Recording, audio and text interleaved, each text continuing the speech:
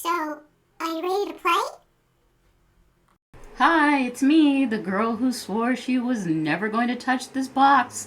The package part of the box, that is.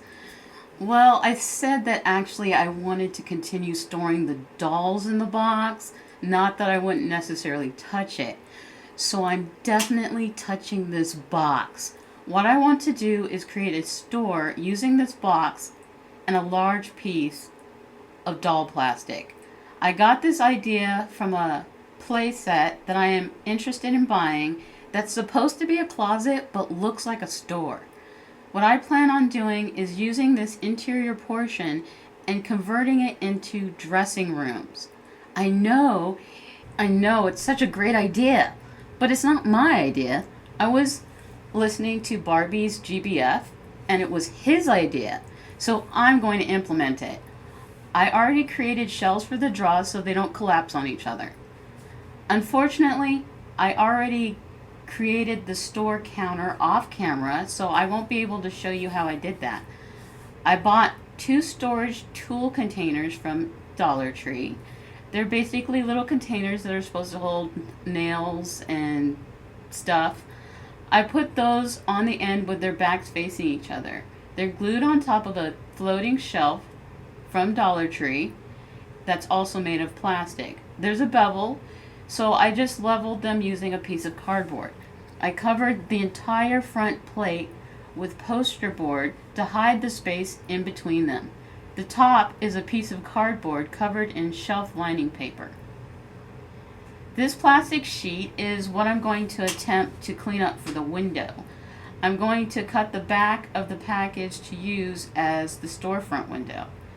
2 inches away from the sides for this particular plastic I'm using, 1 3/4 inch from the top, and right along the edge of the black at the bottom. I'm just going to rinse and do a quick soak of the plastic in hot soapy water to peel off the cardboard. You can see a lot of it came right off.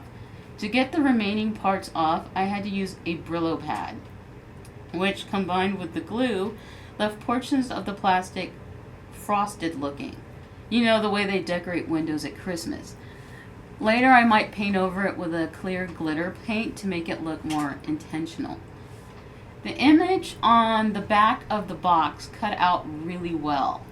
One girl on each side of the storefront window on the outside of the box, and the cutout is so perfect that I feel like I need to use it for something, and I will figure out what that is later.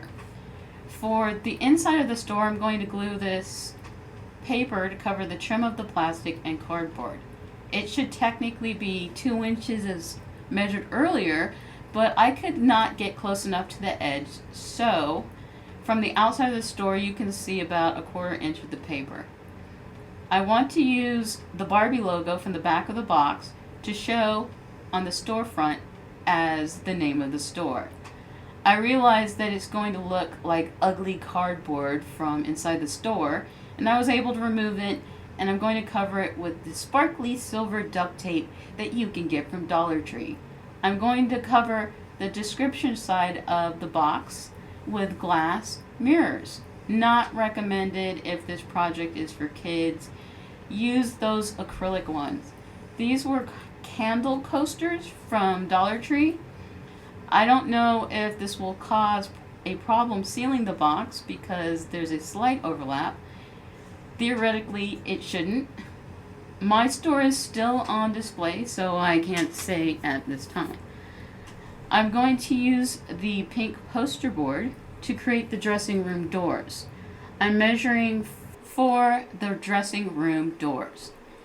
Each door is 4 inches with 1/2 inch perforation on the edge.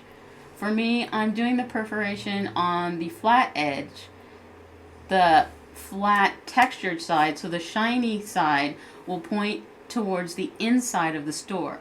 I'm going to fold along the perforation and glue that 1/2 inch edge to the side. That will act like a hinge so the door can swing open and closed. In order to open these doors, I'm going to have to create a handle. The plan is that I'm going to cut a 1/2 inch strip that's 4 inches long and then curl it into the shape of a fancy door handle. And then I'll glue the top edge and somewhere along the bottom curl to create the handle. The doors are staying slightly ajar, so I'm going to use Velcro, which you can buy at Dollar Tree, to act as latches for the doors. The itchy part I will place on the inside of the dressing room, kind of hanging out a little bit, which will be really hard to see in this image. Then the soft part of the Velcro I'm going to put directly across from it, under or in between the handle, just like a regular door latch.